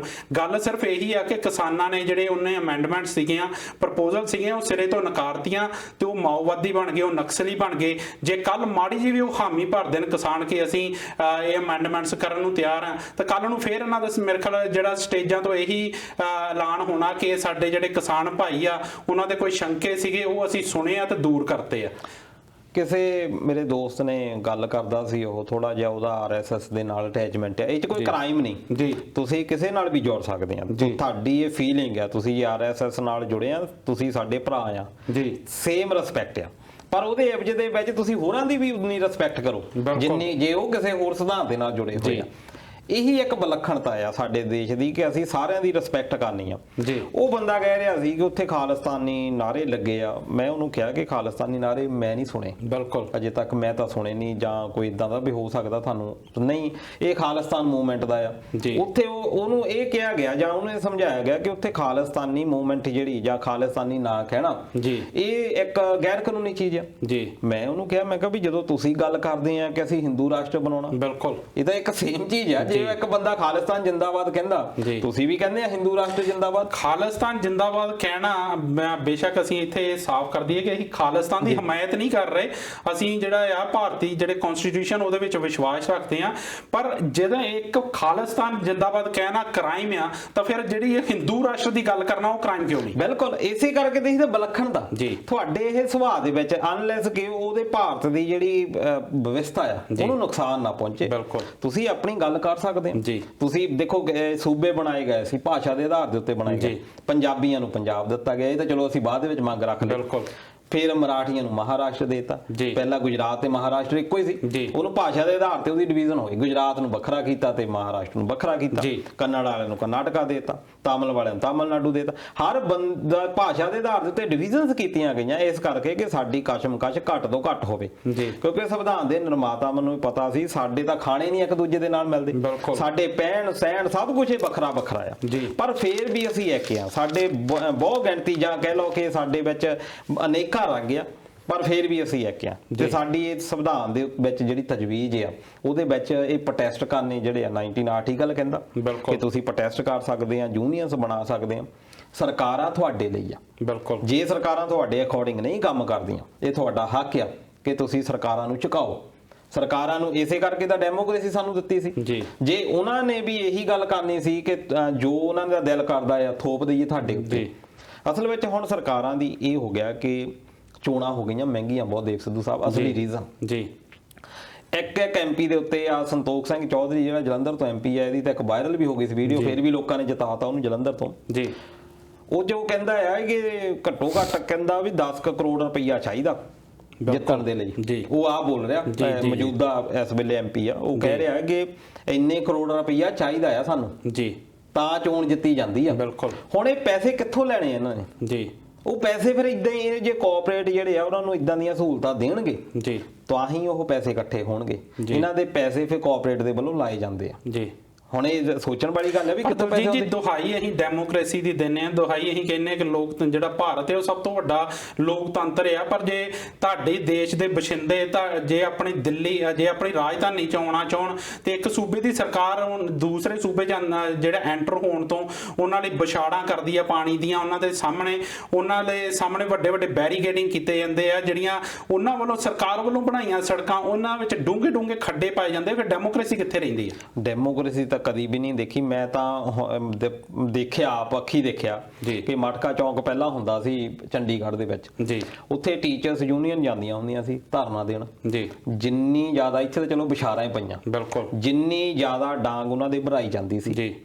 ਮਾਸਟਰ ਜਿੱਦਾਂ ਅਧਿਆਪਕ ਬਾਕੀ ਜਿਹੜੇ ਸਟੇਟਸ ਆ ਬਾਕੀ ਕੰਟਰੀਜ਼ ਆ ਰਿਸਪੈਕਟ ਕਰਦੇ ਆ, ਖਾਸ ਤੌਰ ਤੇ ਯੂਰਪੀਅਨ ਕੰਟਰੀਜ਼ ਦੀ ਗੱਲ ਕਰ ਲਈਏ, ਇੱਥੇ ਵੀ ਆਪਾਂ ਗੱਲ ਕਰ ਲਈਏ, ਟੀਚਰ ਨੂੰ ਇੱਕ ਖਾਸ ਰੁਤਬਾ ਦਿੱਤਾ ਜਾਂਦਾ। ਯੂਰਪੀਅਨ ਕੰਟਰੀਜ਼ ਵਿੱਚ ਤਾਂ ਬਹੁਤ ਰਿਸਪੈਕਟ ਦਿੱਤੀ ਜਾਂਦੀ ਹੈ।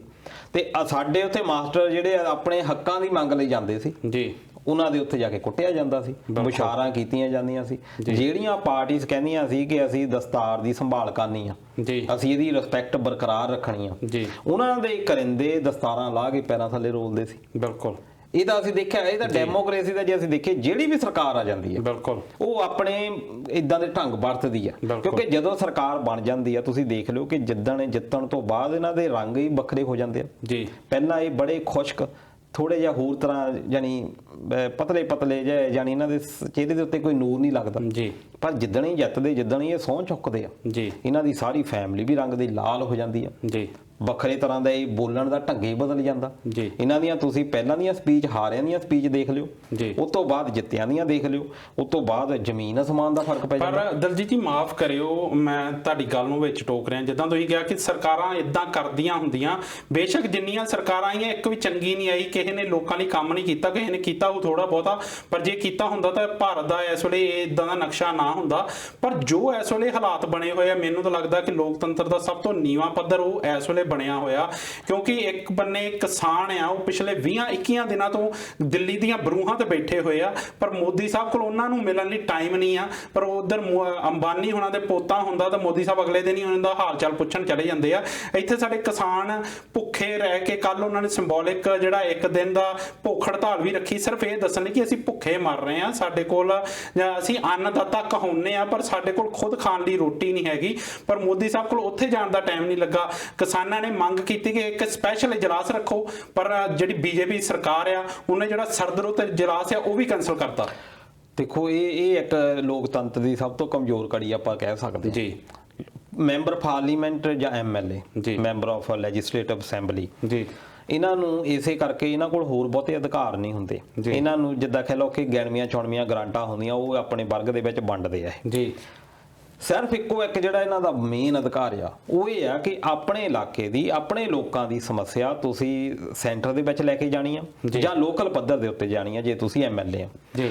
ਜੇ ਤੁਹਾਨੂੰ ਉਹੀ ਹੱਕ ਜਿਹੜਾ ਕਿ ਮੇਨ ਚੀਜ਼ ਆ ਤੁਹਾਡੇ ਇਲਾਕੇ ਦੇ ਵਿੱਚ, ਇਹਨਾਂ 6 ਮਹੀਨੇ 2 ਹੁੰਦੇ ਆ ਇਜਲਾਸ, ਜੀ, ਇਹ 6 ਮਹੀਨੇ ਦੇ ਵਿੱਚ ਤੁਸੀਂ ਕੀ ਕੀਤਾ? ਬਿਲਕੁਲ 6 ਮਹੀਨੇ ਦੇ ਵਿੱਚ ਸਾਡੇ ਲੋਕਾਂ ਦੀਆਂ ਕੀ ਸਮੱਸਿਆਵਾਂ ਆਈਆਂ? ਜੀ। ਕੀ ਤੁਹਾਡੇ ਜਿਹੜੇ ਇਲਾਕੇ ਦੇ ਲੋਕ ਨੇ ਕੀ ਉਹ ਖੁਸ਼ ਨੇ? ਬਿਲਕੁਲ। ਕੀ ਉਹ ਲੋਕਾਂ ਦੀਆਂ ਮੁਸੀਬਤਾਂ ਕੋਈ ਨਵੀਂ ਗੱਲ ਤੇ ਨਹੀਂ ਹੋ ਗਈ? ਜੀ। ਉਹ ਤੁਸੀਂ ਜਿਹੜਾ ਪ੍ਰੋਬਲਮ ਆ ਉੱਥੇ ਲੈ ਕੇ ਜਾਣੀ ਆ। ਜੀ। ਪਰ ਉਹ ਸਮੱਸਿਆਵਾਂ ਲੋਕਲ ਪੱਧਰ ਤੇ ਹੁੰਦੀਆਂ ਹੀ ਨਹੀਂ। ਬਿਲਕੁਲ। ਇੱਕ ਮੀਟਿੰਗ ਬੁਲਾ ਲੈਂਦੇ ਸਾਰੇ ਪਾਰਟੀ ਵਾਲੇ, ਕਾਂਗਰਸ ਵਾਲੇ ਆਪਣੇ ਬੰਦੇ ਇਕੱਠੇ ਕਰ ਲੈਂਦੇ ਆ, ਅਕਾਲੀ ਆਪਣੇ ਬੰਦੇ ਇਕੱਠੇ ਕਰ ਲੈਂਦੇ ਆ, ਆਮ ਆਦਮੀ ਆਪਣੇ, ਬੀਜੇਪੀ ਵਾਲੇ, ਹਰ ਪਾਰਟੀ ਵਾਲੇ, ਇੱਕ ਵੀ ਮਨਫੀ ਨਹੀਂ। ਜੀ। ਉਹਨਾਂ ਨੂੰ ਬਿਠਾਇਆ ਜਾਂਦਾ। ਉਹਨਾਂ ਵਿੱਚ ਕਈ ਜਿਹੜੇ ਉਹਨਾਂ ਦੇ ਲੀਡਰ ਹੁੰਦੇ ਆ ਉਹ ਕੋਈ ਵੀ ਨਹੀਂ ਹੁੰਦੇ। ਜੀ। ਉਹ ਜਾਨੀ ਸਿਰਫ ਇੱਕ ਲੀਡਰ ਹੀ ਹੁੰਦੇ ਆ ਉਹਨਾਂ ਦੇ, ਉਹ ਕੋਈ ਚੁਣੇ ਹੋਏ ਨੁਮਾਇੰਦੇ ਨਹੀਂ ਹੁੰਦੇ। ਉਹ ਆ ਕੇ ਕੀ ਕਰਦੇ ਆ ਕਿ ਜਿੱਦਾਂ ਕਹਿ ਲਓ ਕਿ ਆਪਣੇ ਇੱਕ ਕਹਿ ਦਿੰਦੇ ਆ ਕਿ ਲਿਫਾਫਾ ਕਲਚਰ ਆ, ਉੱਥੇ ਵੀ ਲਿਫਾਫਾ ਕਲਚਰ ਆ। ਜੀ। ਭਾਵੇਂ ਪੰਜਾਬ ਤੋਂ ਆਇਆ ਚਾਹੇ ਤਾਮਿਲਨਾਡੂ ਚ ਆਇਆ, ਉਹਨਾਂ ਨੂੰ ਸਲਿੱਪਾਂ ਫੜਾ ਦਿੱਤੀਆਂ ਜਾਂਦੀਆਂ ਵੀ ਭਰਾ ਤੈਂ ਆ ਸਵਾਲ ਪੁੱਛਣੇ ਆ। ਜੀ। ਉੱਥੇ ਉਹਨਾਂ ਦੀ ਫਰੀਡਮ ਹੀ ਖਤਮ ਹੋ ਗਈ। ਬਿਲਕੁਲ। ਉਹਨੇ ਜਦ ਕਿ ਉਹਨੇ ਚਾਹਣਾ ਤਾਂ ਇਹ ਸੀ ਮੈਂ ਪੰਜਾਬ ਦਾ ਸਵਾਲ ਪੁੱਛਣਾ, ਮੇਰੇ ਤਾਂ ਇਲਾਕੇ ਜਲੰਧਰ ਦੇ ਵਿੱਚ ਆ ਹੋਣ ਡਿਆ ਜਾਂ ਮੋਗੇ ਦੇ ਵਿੱਚ ਆ ਚੀਜ਼ ਹੋਣ ਡਈ ਆ, ਮੈਂ ਤਾਂ ਉਹ ਸਵਾਲ ਪੁੱਛਣਾ। ਹਰ ਚੀਜ਼ ਮੇਰੇ ਕੋਲ ਪਲਾਨਡ ਕੀਤੀ ਜਾਂਦੀ ਆ। ਇਹ ਹੁੰਦਾ ਪਹਿਲਾਂ ਉੱਥੇ ਇਕੱਠੇ ਹੁੰਦੇ ਆ। ਹੁਣ ਉੱਥੇ ਉਹ ਜਦੋਂ ਮੋਗੇ ਵਾਲਾ ਬੰਦਾ ਆ ਉਹ ਕਹਿੰਦਾ ਵੀ ਮੈਂ ਤਾਂ ਇਹਦੇ ਬਾਰੇ ਸਵਾਲ ਪੁੱਛਣਾ। ਜੀ। ਉਹ ਜੇ ਇੰਨੀ ਗੱਲ ਵੀ ਕਰਦਾ, ਉਹਨੂੰ ਉਹ ਇੱਕ ਬੰਦਾ ਨੋਟ ਕਰਨ ਲਈ ਆ ਵੀ ਇਹ ਬੋਲਿਆ ਮੋਰੇ। ਜੀ। ਉਹਨੂੰ ਅਗਲੀ ਵਾਰ ਜਾਂ ਟਿਕਟ ਤੋਂ ਵਾਂਝਾ ਕਰਨਾ ਜਾਂ ਉਹਨੂੰ ਵੈਸੇ ਹੀ ਕਿਸੇ ਝਗੜੇ 'ਚ ਪਾ ਦੇਣਾ। ਇਹੀ ਕਾਰਨ ਆ ਕਿ ਹਰ ਪਾਰਟੀ ਜਿਹੜੀ ਨੈਸ਼ਨਲ ਲੈਵਲ ਦੀ ਉਹਨੇ ਧਿਰਾਂ ਬਣਾ ਕੇ ਰੱਖੀਆਂ। ਬਿਲਕੁਲ। ਇਸ ਵਾਰ ਵੀ ਜਦੋਂ ਹੁਣ ਇਹ ਇਜਲਾਸ ਕੈਂਸਲ ਕੀਤਾ ਗਿਆ ਤਾਂ ਬਹਾਨਾ ਇਹ ਲਾਇਆ ਗਿਆ ਕਿ ਕਰੋਨਾ ਬਹੁਤ ਜ਼ਿਆਦਾ ਫੈਲ ਗਿਆ। ਜਦੋਂ ਇਹ ਬਿੱਲ ਪਾਸ ਕਰਨੇ ਸੀ ਉਦੋਂ ਵੀ ਇਜਲਾਸ ਬੁਲਾਇਆ ਗਿਆ ਸੀ, ਉਦੋਂ ਇੱਕ ਬਿੱਲ ਪਾਸ ਕਰਨ ਲਈ। ਉਦੋਂ ਜਿਹੜੇ ਕਰੋਨਾ ਦੇ ਰੇਟ ਜਿਹੜਾ ਸੀਗਾ ਉਸ ਵਕਤ ਕਰੋਨਾ ਉਹ ਪੂਰੇ ਸਿਖਰ ਤੇ ਸੀ। ਇੱਕ ਦਿਨ ਦੇ ਵਿੱਚ 90-95 ਹਜ਼ਾਰ ਕੇਸ ਆ ਰਿਹਾ ਸੀ ਤੇ ਉਦੋਂ ਕਰੋਨਾ ਨਹੀਂ ਸੀ, ਉਹਦਾ ਕਰੋਨਾ ਦਾ ਖਤਰਾ ਨਹੀਂ ਸੀ। ਪਿੱਛੇ ਬਿਹਾਰ 'ਚ ਚੋਣਾਂ ਹੋਈਆਂ, ਉਦੋਂ ਕਰੋਨਾ ਦਾ ਖਤਰਾ ਨਹੀਂ ਸੀ। ਪਰ ਹੁਣ ਜਦੋਂ ਜਿਹੜੇ ਸਾਡੇ ਕਿਸਾਨ ਆ ਉਹ ਦਿੱਲੀ ਦੀਆਂ ਬਰੂਹਾਂ ਤੇ ਬੈਠੇ ਹੋਏ ਆਪਣੇ ਹੱਕਾਂ ਦੀ ਮੰਗ ਕਰ ਰਹੇ ਆ ਕਿ ਸਾਡੀ ਗੱਲ ਕਰੋ, ਉਦੋਂ ਕਰੋਨਾ ਵੱਧ ਗਿਆ ਜਦੋਂ ਕਰੋਨਾ ਦੇ ਕੇਸ 20,000 ਆ ਰਹੇ ਆ। ਕਰੋਨਾ ਨੂੰ ਜਿੰਨਾ ਨਾ ਘਟੀਆ ਤਰੀਕੇ ਦੇ ਨਾਲ ਇੰਡੀਆ ਨੇ ਵਰਤਿਆ, ਇਹ ਧੱਕਾ ਹੀ ਹੈ ਦਲਜੀਤ ਜੀ। ਹੋ ਕੀ ਇਹਨੂੰ ਤਾਂ ਘਟੀਆ ਤਰੀਕਾ ਕਹਿੰਦੇ ਆਪਾਂ, ਜਿੰਨਾ ਇਹਨਾਂ ਨੇ ਵਰਤਿਆ। ਇਹ ਤੋਂ ਇੱਕ ਇਹ ਵੀ ਪੋਲ ਡੈਮੋਕ੍ਰੇਸੀ ਦੀ ਖੁੱਲੀ ਆ। ਬਿਲਕੁਲ। ਜਦੋਂ ਤਾਂ ਲੋੜ ਆ, ਜਦੋਂ ਤਾਂ ਇਹਨਾਂ ਨੂੰ ਲੱਗਾ ਵੀ ਤੇਜਸਵੀ ਯਾਦਵ ਬਿਹਾਰ ਦੇ ਵਿੱਚ ਉੱਤੇ ਜਾਣ ਲੱਗ ਗਿਆ, ਬਿਲਕੁਲ ਉੱਥੇ ਇਹ ਕਹਿਣ ਲੱਗ ਗਿਆ ਚੋਣ ਕਮਿਸ਼ਨ ਨੂੰ ਵੀ ਇੱਥੇ ਰੈਲੀਆਂ ਤੁਸੀਂ ਇੰਨੀਆਂ ਵੱਡੀਆਂ ਕਰ ਨਹੀਂ ਸਕਦੇ। ਦੂਜੇ ਪਾਸੇ ਮੱਧ ਪ੍ਰਦੇਸ਼ ਦੇ ਵੀ ਨਾਲ ਹੀ ਚੋਣਾਂ ਹੋ ਰਹੀਆਂ, ਉੱਥੇ ਇਹਨਾਂ ਦੇ ਇਕੱਠ ਜ਼ਿਆਦਾ ਹੋ ਰਹੇ ਆ, ਉੱਥੇ ਬੋਲ ਨਹੀਂ ਰਹੇ। ਤੇ ਬਿਹਾਰ 'ਚ ਜਿਹੜੇ ਪ੍ਰਧਾਨ ਮੰਤਰੀ ਸਾਹਿਬ ਨੇ ਖੁਦ ਵੀ ਚੋਣਾਂ ਜਿਹੜੀਆਂ ਰੈਲੀਆਂ ਕੀਤੀਆਂ ਉਹ ਵੀ ਬਹੁਤ ਵੱਡੀਆਂ ਰੈਲੀਆਂ ਕੀਤੀਆਂ ਗਈਆਂ। ਬਿਲਕੁਲ। ਇਸ ਕਰਕੇ ਇਹ ਤੋਂ ਇੱਕ ਵੀ ਸਿੱਧ ਹੋ ਜਾਂਦਾ ਕਿ ਜਦੋਂ ਲਾਅ ਨੂੰ ਪ੍ਰਭਾਵਿਤ ਕੀਤਾ ਜਾਂਦਾ, ਹੁਣ ਸੁਪਰੀਮ ਕੋਰਟ ਦੇ ਵਿੱਚ ਵੀ ਇਹ ਦਿੱਤਾ ਜਾ ਰਿਹਾ ਕਿ ਤੁਸੀਂ ਕਰੋਨਾ ਕਰਕੇ ਲੋਕਾਂ ਦੇ ਵਿੱਚ ਦੇਖੋ ਇੰਨਾ ਹੈਗਾ, ਜੇ ਤੁਹਾਨੂੰ ਉਹਨਾਂ ਦਾ ਜ਼ਿਆਦਾ ਫਿਕਰ ਹੈ ਤੁਸੀਂ ਉਹਨਾਂ ਦੀਆਂ ਮੰਗਾਂ ਮੰਨੋ, ਜੋ ਵੀ ਹੈਗਾ ਗੱਲ ਤੁਸੀਂ ਇੱਥੇ ਤੱਕ ਆਉਣ ਦੀ ਨੌਬਤ ਹੀ ਨਹੀਂ ਸੀ ਆਉਣ ਦੇਣੀ ਚਾਹੀਦੀ। ਬਿਲਕੁਲ। ਦਿੱਲੀ ਤੱਕ ਆਏ ਕਾਹਦੇ ਉਹ ਤਾਂ ਪਹਿਲਾਂ ਉੱਥੇ ਬੈਠੇ ਸੀ, ਕੋਈ ਫਲੋਰ ਬਹਿ ਜਾਂਦਾ ਹੁੰਦਾ ਸੀ, ਕੋਈ ਲੁਧਿਆਣੇ ਬਹਿ ਜਾਂਦਾ ਸੀ, ਕੋਈ ਚੰਡੀਗੜ੍ਹ ਜਾਂਦਾ ਸੀ, ਬਾਅਦ ਚੰਡੀਗੜ੍ਹ ਗਏ ਆ, ਨਹੀਂ ਤਾਂ ਉਹ ਮੋਗੇ ਤੱਕ ਰੈਲੀਆਂ ਟਰੈਕਟਰ ਰੈਲੀਆਂ ਕੱਢਦੇ ਰਹੇ। ਪਰ ਤੁਸੀਂ ਉਹਨਾਂ ਨੂੰ ਕੋਈ ਭਾਈ ਨਹੀਂ ਦਿੱਤਾ। ਤੁਸੀਂ ਕਿਹਾ ਇੱਥੇ ਜੀ ਇਹ ਕਰਦੇ ਆ ਕਰਨ ਦਿਓ, ਸਾਨੂੰ ਕੀ ਫਰਕ ਪੈਂਦਾ। ਉਹ ਹਰ ਪਾਰਟੀ ਨੇ ਇੱਕ ਬੀਜੇਪੀ ਨੂੰ ਛੱਡ ਕੇ ਸਾਰਿਆਂ ਨੇ ਟਰੈਕਟਰ ਰੈਲੀਆਂ ਕੱਢੀਆਂ। ਇਹਨਾਂ ਦੇ ਨੈਸ਼ਨਲ ਲੈਵਲ ਦੇ ਉੱਥੇ ਲੀਡਰ ਆਉਂਦੇ ਰਹੇ, ਕਈਆਂ ਨੇ ਸੋਫੇ ਵੀ ਲਵਾਏ ਟਰੈਕਟਰਾਂ ਦੇ ਉੱਤੇ, ਬੜੇ ਭੀੜਾਂ ਕੀਤੀਆਂ ਗਈਆਂ, ਪਰ ਰਿਜ਼ਲਟ ਕੀ ਨਿਕਲਿਆ? 0।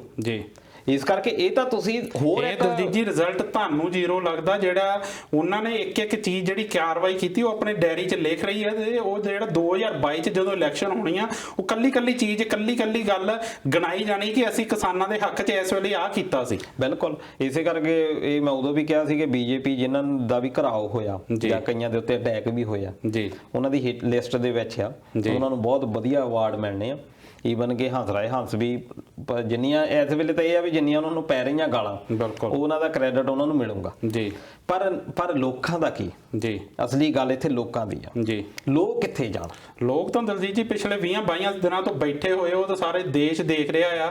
ਸਾਰੇ ਦੇਸ਼ ਦੇ ਕੋਨੇ-ਕੋਨੇ 'ਚ ਲੋਕੀ ਉੱਠ ਕੇ ਆ ਰਹੇ ਆ ਦਿੱਲੀ ਵੱਲ ਨੂੰ, ਉਹਨਾਂ ਨੂੰ ਦਿੱਲੀ ਆਉਣ ਤੋਂ ਹੀ ਰੋਕਿਆ ਜਾ ਰਿਹਾ ਹੈ। ਜੀ ਬਿਲਕੁਲ ਜੀ। ਤੇ ਦਲਜੀਤ ਜੀ ਜਿਹੜਾ ਸਮਾਂ ਆ ਉਹ ਪ੍ਰੋਗਰਾਮ ਦਾ ਤਕਰੀਬਨ ਖਤਮ ਹੋ ਚੱਲਿਆ। ਜੇ ਤੁਸੀਂ ਜਾਣ ਤੋਂ ਪਹਿਲਾਂ ਕੁਝ ਕਹਿਣਾ ਚਾਹੋ ਤਾਂ।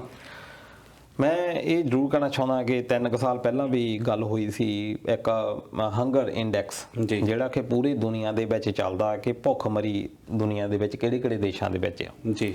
ਉਹਦੇ ਵਿੱਚ ਨੇਪਾਲ, ਬੰਗਲਾਦੇਸ਼ ਤੇ ਪਾਕਿਸਤਾਨ ਇਹ ਆਪਣੇ ਸਭ ਤੋਂ ਜਾਣੀ ਕਹਿ ਲਓ ਕਰੀਬੀ ਗੁਆਂਢੀ ਹੈਗੇ ਆ ਜੀ। ਨਾਲ ਦੀ ਨਾਲ ਆਪਣੇ ਤੋਂ ਗਰੀਬ ਕੰਟਰੀਜ਼ ਇਹ ਵੀ ਆਪਾਂ ਕਹਿੰਦੇ ਆ, ਪਰ ਉੱਥੇ ਭੁੱਖਮਰੀ ਘੱਟ ਸੀ ਤੇ ਸਾਡਾ ਉੱਪਰ ਨੰਬਰ ਸੀ ਜੀ।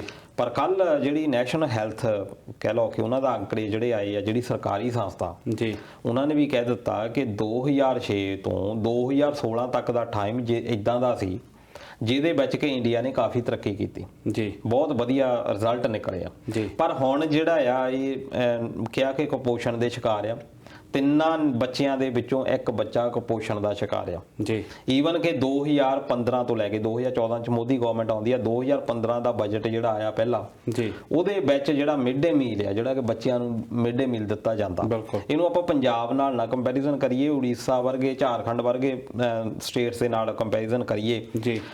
ਕਿਉਂਕਿ ਅਸੀਂ ਜੇ ਸਟੇਟ 'ਚ ਬੈਠੇ ਆ ਜਾਂ ਜਿੱਦਾਂ ਦੀਆਂ ਸਾਡੀਆਂ ਰਹੀਆਂ ਹੁੰਦੀਆਂ, ਮੰਨ ਲਓ ਕਿ ਅਸੀਂ ਬਹੁਤ ਵਧੀਆ ਪਰਿਵਾਰਾਂ ਦੇ ਵਿੱਚੋਂ ਆ, ਅਸੀਂ ਉਸ ਚੀਜ਼ ਦਾ ਅੰਦਾਜ਼ਾ ਨਹੀਂ ਲਾ ਸਕਦੇ ਕਿ ਇੱਥੇ ਲੋਕ ਕਿੰਨੇ ਦੁਖੀ ਆ। ਹੁਣ ਉਹਦੇ ਵਿੱਚ ਇਹਨਾਂ ਨੇ ਬਜਟ ਕੱਟ ਲਿਆ, ਉਹਨਾਂ ਨੂੰ ਕੁਪੋਸ਼ਣ ਦਾ ਆਪੇ ਸ਼ਿਕਾਰ ਹੋਣਾ ਸੀ। ਹੁਣ ਇੱਕ ਪਾਸੇ ਸਰਕਾਰ ਦਾ ਪਹਿਲਾਂ ਹੀ ਮੈਂ ਕਹਿੰਦਾ ਕਿ ਇਹਨਾਂ ਨੇ 5 ਟ੍ਰਿਲੀਅਨ ਦੀ ਇਕਨੋਮੀ ਵੱਲ ਨੂੰ ਧਿਆਨ ਆ, ਪਰ ਸਾਡੀ ਹੈਲਥ ਵੱਲ ਨੂੰ, ਸਾਡੇ ਐਜੂਕੇਸ਼ਨ ਸਿਸਟਮ ਵੱਲ ਨੂੰ, ਇੱਧਰ ਵੱਲ ਨੂੰ ਸਰਕਾਰ ਦਾ ਬਿਲਕੁਲ ਧਿਆਨ ਨਹੀਂ। ਬਿਲਕੁਲ। ਅਸੀਂ ਇਸ ਗੱਲ ਦੇ ਉੱਤੇ ਤਾਂ ਬਹੁਤ ਜ਼ੋਰ ਦੇ ਰਹੇ ਆ, ਸਾਡੀ ਜੀਡੀਪੀ ਉੱਥੇ ਚਲੇ ਗਈ। ਜੀਡੀਪੀ ਨੂੰ ਇੱਕ ਆਮ ਬੰਦਾ ਜਿਹੜਾ ਉੱਥੇ ਅਨਪੜ੍ਹ ਉਹਨੇ ਕਹਣਾ ਮੈਂ ਕੀ ਲੈਣਾ ਜੀਡੀਪੀ ਤੋਂ। ਜੇ ਦਲਜੀਤ ਜੀ ਸਾਡੀ ਰੋਟੀ ਦੇ ਵਿੱਚ ਜਿਹੜੀ ਸਾਡੀ ਥਾਲੀ ਦੇ ਵਿੱਚ ਰੋਟੀ ਨਹੀਂ ਤੇ ਅਸੀਂ ਜਿਹੜੀ ਜੀਡੀਪੀ ਆ ਉਹ ਨਹੀਂ ਖਾ ਸਕਦੇ। ਉਹ ਜਿਹੜੀ 5 ਟ੍ਰਿਲੀਅਨ ਦੀ ਜਿਹੜੀ ਸਾਡੀ ਇਕਨੋਮੀ ਆ, ਉਹ ਮੇਰੇ ਖਿਆਲ ਸਾਡੇ ਕਿਸੇ ਕੰਮ ਨਹੀਂ ਜੇ ਸਾਡੇ ਬੱਚਿਆਂ ਦੀ ਪੜ੍ਹਾਈ ਨਹੀਂ, ਜੇ ਸਾਡੇ ਲਈ ਮੈਡੀਕਲ ਸਿਸਟਮ ਨਹੀਂ, ਸਾਡੇ ਲਈ ਜਿਹੜੇ 2 ਵੇਲੇ ਦੀ ਰੋਟੀ ਨਹੀਂ ਆ, ਤਾਂ ਮੇਰੇ ਖਿਆਲ ਸਾਡੇ ਲਈ ਜਿਹੜੀਆਂ ਸਾਰੀਆਂ ਗੱਲਾਂ ਆ ਉਹ ਸਾਰੀਆਂ ਪਿੱਛੇ ਰਹਿ ਜਾਂਦੀਆਂ ਆ। ਬਿਲਕੁਲ ਜੀ। ਸੋ ਦੋਸਤੋ ਜਿਹੜਾ ਵੇਲਾ ਆ ਉਹ ਤਾਂ ਤਕਰੀਬਨ ਜਿਹੜਾ ਪ੍ਰੋਗਰਾਮ ਦਾ ਖਤਮ ਹੋ ਚੁੱਕਾ। ਜਿਹੜੇ ਪੈਂਤਰੇਬਾਜ਼ੀਆਂ ਹੋਰ ਵੀ ਸੀਗੀਆਂ ਕਾਫੀ ਗੱਲਾਂ ਕਰਨ ਵਾਲੀਆਂ, ਪਰ ਜਿਹੜਾ ਸਮਾਂ ਉਹ ਕਾਫੀ ਘੱਟ ਸੀਗਾ। ਸੋ ਜਾਣ ਵੇਲੇ ਮੈਂ ਵੀ ਜੇ ਪਹਿਲਾਂ ਟਿੱਪਣੀਆਂ ਦੀ ਗੱਲ ਕਰਾਂ ਤਾਂ ਗੁਰਸੇਵਕ ਸਿੰਘ ਹੁਣੀ, ਮੇਜਰ ਹੇਰ ਹੁਣੀ, ਇੰਦਰਜੀਤ ਵਰਮਾ, ਅਵਤਾਰ ਬਾਂਸਲ, ਹੋਰ ਵੀ ਬਹੁਤ ਸਾਰੇ ਦੋਸਤਾਂ ਦੀਆਂ ਜਿਹੜੀਆਂ ਟਿੱਪਣੀਆਂ ਆ ਰਹੀਆਂ ਉਹ ਪ੍ਰੋਗਰਾਮ ਪਸੰਦ ਕਰ ਰਹੇ। ਸੋ ਤੁਹਾਡਾ ਬਹੁਤ ਬਹੁਤ ਧੰਨਵਾਦ ਜਿੰਨੇ ਵੀ ਦੋਸਤਾਂ ਨੇ ਆਪਣੀ ਟਿੱਪਣੀਆਂ ਨਾਲ ਸ਼ਿਰਕਤ ਕੀਤੀ। ਸੋ ਪੈਂਤਰੇਬਾਜ਼ੀ ਇਸ ਵੇਲੇ ਸਰਕਾਰ ਵੱਲੋਂ ਪੂਰੀ ਤੇਜ਼ ਕੀਤੀ ਗਈ ਆ, ਜਿਹੜਾ ਅੰਦੋਲਨ ਨੂੰ ਰੋਕਣ ਲਈ, ਇਸ ਰੋਹ ਨੂੰ ਠੱਲਣ ਲਈ ਬਹੁਤ ਜ਼ਿਆਦਾ ਇਸ ਵਕਤ ਜਿਹੜੇ ਹੱਥਕੰਡੇ ਆ ਉਹ ਅਪਣਾਏ ਜਾ ਰਹੇ ਆ। ਸੋ ਮੇਰੀ ਵੀ ਅਪੀਲ ਜਾਂਦੇ ਜਾਂਦੇ ਇਹੀ ਰਹੂਗੀ ਕਿ ਜਿਹੜਾ ਇਸ ਵੇਲੇ ਚਾਹੇ ਉੱਥੇ ਪੰਜਾਬ ਆ, ਚਾਹੇ ਹਰਿਆਣਾ ਆ, ਚਾਹੇ ਰਾਜਸਥਾਨ, ਜਿਹੜੇ ਵੀ ਉੱਥੇ ਇਸ ਵੇਲੇ ਬੈਠੇ ਹੋਏ ਆ, ਉਹਨਾਂ ਦੀ ਜਿਹੜੀ ਇੱਕ ਸਾਂਝ ਨਿਭ ਰਹੀ ਆ, ਉਹ ਵੀ ਬਹੁਤ ਸਾਰਿਆਂ ਦੇ ਢਿੱਡੀ ਪੀੜਾ ਜਿਹੜੀ ਆ ਉਹ ਪਾ ਰਹੀ ਆ। ਤਾਂ ਕਰਕੇ ਉਹ ਕਦੀ ਉਹਨਾਂ ਨੂੰ ਵੰਡਣ ਲਈ ਜੇ ਪੰਜਾਬ ਹਰਿਆਣੇ ਦੀ ਪਾਣੀਆਂ ਦੀ ਗੱਲ ਵਿੱਚ ਲੈ ਕੇ ਆਉਂਦੇ, ਇਦਾਂ ਦੇ ਬਹੁਤ ਸਾਰੇ ਹੱਥਕੰਡੇ ਅਪਣਾਏ ਜਾ ਰਹੇ ਆ। ਸੋ ਮੈਂ ਵੀ ਇਹ ਜ਼ਰੂਰ ਕਹਿਣਾ ਚਾਹੂੰਗਾ ਕਿ ਬੇਸ਼ੱਕ ਇਹ ਜਿਹੜਾ ਲੋਕ ਅੰਦੋਲਨ ਆ, ਜਿਹੜਾ ਅੰਦੋਲਨ ਇਸ ਵੇਲੇ ਲੋਕ ਅੰਦੋਲਨ ਬਣ ਚੁੱਕਾ ਆ, ਲੋਕਾਂ ਦੇ ਜਜ਼ਬਾਤ ਜੁੜੇ ਇਸ ਰੋਹ ਨਾਲ, ਪਰ ਅਸੀਂ ਜਿਹੜੇ ਕਿਸਾਨੀ ਜਿਹੜੇ ਆਗੂ ਆ, ਕਿਸਾਨੀ ਜਥੇਬੰਦੀਆਂ, ਉਹਨਾਂ ਦੇ ਆਗੂ, ਉਹਨਾਂ ਦੀ ਮਿਹਨਤ ਨੂੰ ਦਰਕਿਨਾਰ ਨਹੀਂ ਕਰ ਸਕਦੇ। ਸੋ ਜੇਕਰ ਉਹਨਾਂ ਵੱਲੋਂ ਵੀ ਕੋਈ ਗੱਲਬਾਤ ਹੁੰਦੀ ਆ, ਜੇ ਉਹਨਾਂ ਨਾਲ ਸਾਡੇ ਤੋਂ ਕੋਈ ਕੰਪਲੇਂਟਸ ਆ, ਤੇ ਉਹ ਆਪਾਂ ਬਾਅਦ ਚੋਂ ਨਜਿੱਠਾਂਗੇ। ਪਰ ਇਸ ਵਕਤ ਜਿਹੜੇ ਕਾਰਜ ਲਈ ਉੱਥੇ ਬੈਠੇ ਆ ਉਹ ਕਾਰਜ ਵੱਡਾ ਆ। ਸੋ ਆਪਣੇ ਨਿੱਜ ਨੂੰ ਪਾਸੇ ਰੱਖ ਕੇ ਇਸ ਕਾਰਜ ਵੱਲ ਧਿਆਨ ਦਈਏ, ਕਿਉਂਕਿ ਜੇਕਰ ਇੱਕ ਵਾਰੀ ਜਿਹੜਾ ਅੰਦੋਲਨ ਆ ਇਹ ਥਿੜਕ ਗਿਆ ਤਾਂ ਸਾਲਾਂ ਬੱਧੀ ਅਸੀਂ ਪੈਰਾਂ ਸਿਰ ਨਹੀਂ ਹੋ ਸਕਦੇ। ਸੋ ਸਾਨੂੰ ਆਪਣੇ ਨਿੱਜ ਨੂੰ ਪਿੱਛੇ ਰੱਖ ਕੇ ਇਸ ਕਾਰਜ ਵੱਲ, ਇਸ ਕਾਰਜ ਦੀ ਬਿਹਤਰੀ ਵੱਲ ਕੰਮ ਕਰਨਾ ਚਾਹੀਦਾ। ਸੋ ਇਹਨਾਂ ਗੱਲਾਂ ਬਾਤਾਂ ਦੇ ਨਾਲ ਜਿਹੜਾ ਸਾਡਾ ਵੇਲਾ ਹੋ ਚੁੱਕਾ ਹੈ ਜਾਣਦਾ, ਤੁਸੀਂ ਆਏ, ਜਿਹੜੀਆਂ ਟਿੱਪਣੀਆਂ ਜਿਹੜੀਆਂ ਉਹਦੇ ਨਾਲ ਸ਼ਿਰਕਤ ਕੀਤੀ। ਜੇਕਰ ਇਹ ਗੱਲਬਾਤ ਚੰਗੀ ਲੱਗੀ ਤਾਂ ਇਸ ਪ੍ਰੋਗਰਾਮ ਨੂੰ ਅੱਗੇ ਸ਼ੇਅਰ ਜ਼ਰੂਰ ਕਰਿਓ। ਹੁਣ ਦਿਓ ਇਜਾਜ਼ਤ, ਮਿਲਦੇ ਹਾਂ ਅਗਲੇ ਹਫਤੇ। ਤਦ ਤੱਕ ਲਈ ਪਿਆਰ ਭਰੀ ਸਤਿ ਸ਼੍ਰੀ ਅਕਾਲ। ਸਤਿ ਸ਼੍ਰੀ ਅਕਾਲ।